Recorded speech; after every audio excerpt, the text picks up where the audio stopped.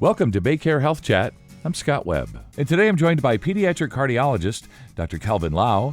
He's here to discuss cardiac issues in student athletes and what we can do to help. Doctor, it's nice to have you here today. We're going to talk about cardiac issues in student athletes, and I have a student athlete. My daughter is a basketball player. She'd be playing in college next year, so I'm an interested party. I'm sure listeners are as well. Let's talk this through then. What is sudden cardiac arrest, and how often does it occur in children and adolescents? Well, sudden cardiac arrest is a leading cause of sports-related death. It's not the same as, heart attacks as people kind of know it. Hmm. When we think of a heart attack, we think of blockage of the arteries supplying oxygen to the heart. When we talk about sudden cardiac arrest, especially in this context, we're talking about usually an electrical issue where the heart suddenly goes extremely fast. It's unable to supply blood and oxygen to itself and to the vital organs, especially your brain. And that could result in someone passing away. And this is fortunately not terribly common, but it still affects about 10,000 people a year under the age of 25. Sure. And there are at least about 350,000 cardiac arrests occurring outside the hospital each year. So it does happen often enough that I think a lot of people know someone who knows someone who this has happened to. So, doctor, it makes me wonder then, why are student athletes more susceptible? Is it just they're just going at it so hard and so fast, and it's just asking a lot of their hearts?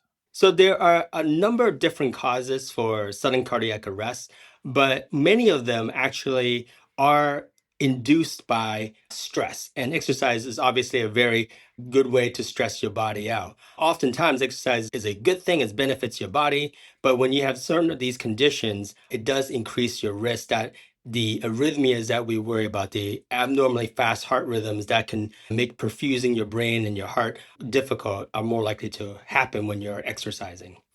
Yeah, obviously exercising, is the culprit there. And of course, we want our student athletes, we want all of us to get more exercise, but there are some concerns. And along those lines, then, doctor, are there things that we can do to prevent a sudden cardiac arrest in student athletes? I think it's very critical that student athletes meet their doctors regularly, Hmm. tell them of any potential symptoms. For instance, if they are experiencing dizziness, if they're experiencing chest pain when they're exercising, if their heart is racing abnormally, even long after they're exercising. I think the students need to be very truthful with themselves and also to those around them, especially with their doctors and their health providers. But I think one of the most important things that we are trying to do now is to, in addition to the annual exam and the history that we get from student athletes, is to also perform an EKG at least once a year or once every other year to try to increase our ability to detect some of these conditions that we worry about that could cause sudden cardiac arrest. Right. Yeah, and you mentioned EKG there. What's an ECG and what does it reveal? So ECG, EKG, electrocardiogram is basically a way of getting a look at your heart relatively easily and quickly. So what it does is basically it collects the electrical signals coming from your heart. And through these electrical signals, we can kind of get a sense of whether your heart may be enlarged, it may be thickened, maybe a little stressed out, or maybe even have an abnormal heart rate or abnormal rhythm. So it kind of gives us a lot of clues and a really short and easy test. Yeah, short and easy and can reveal so much. And, from the perspective of parents, doctor, what can we do? You mentioned earlier about athletes being sort of honest with themselves, honest with their coaches and doctors. What can we do as parents to minimize the risk of undiagnosed cardiac disease? I think that for parents, I think we really have to be mindful of when our children, our students are pushing themselves beyond their limits to make sure that they get rest and kind of check in on them as to whether they're having any problems when they kind of start acting funny, performing differently, and certainly making sure that they go for those visits to their healthcare providers. Yeah, the annual visits, EKG, ECG, all the tools in the toolbox that you've got, of course. It makes me wonder then, doctor, from the perspective of schools, right? What can they do? What can communities do, to minimize the risk of sudden cardiac arrest? I think the schools can actually do so much in the community at large. I'll give you some examples. I've had multiple survivors of cardiac arrest and the reason they survived. And just so you know, the rate of survival is less than 10% when you have a cardiac arrest outside the hospital. And it may not be very good. You may be debilitated.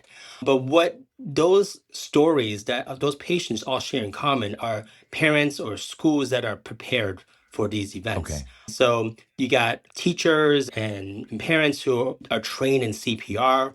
The schools or the facilities where the competition is taking place is equipped with an automatic external defibrillator. So those are devices that can shock someone's heart out of a lethal arrhythmia. And so having those tools and those trained personnel available made all the difference. Right. These stories, it's remarkable. These student athletes who have gone down on the field, they were discovered within minutes and the people were acting really quickly. It may even be the very first time they performed CPR, but that's all it took, that they were able to kind of immediately come to the rescue, call the right people, and continue administering CPR while help is really on the way. Yeah. Yeah, as you say, right? Like knowing CPR, having those folks around, having the AEDs, knowing where they are, being able to access them, all of that is important because time is of the essence. Time is heart, of course, as we know. Just want to finish up today, Doctor, and get a sense from you, like what's the state of Florida doing to protect student athletes? State of Florida is kind of leading the way right now. We just passed the Second Chance Act. So it's legislation where starting July 1st, 2026, all students in grade 9 to 12 participating for the first time in interscholastic sports is required to get an EKG or ECG before even trying out.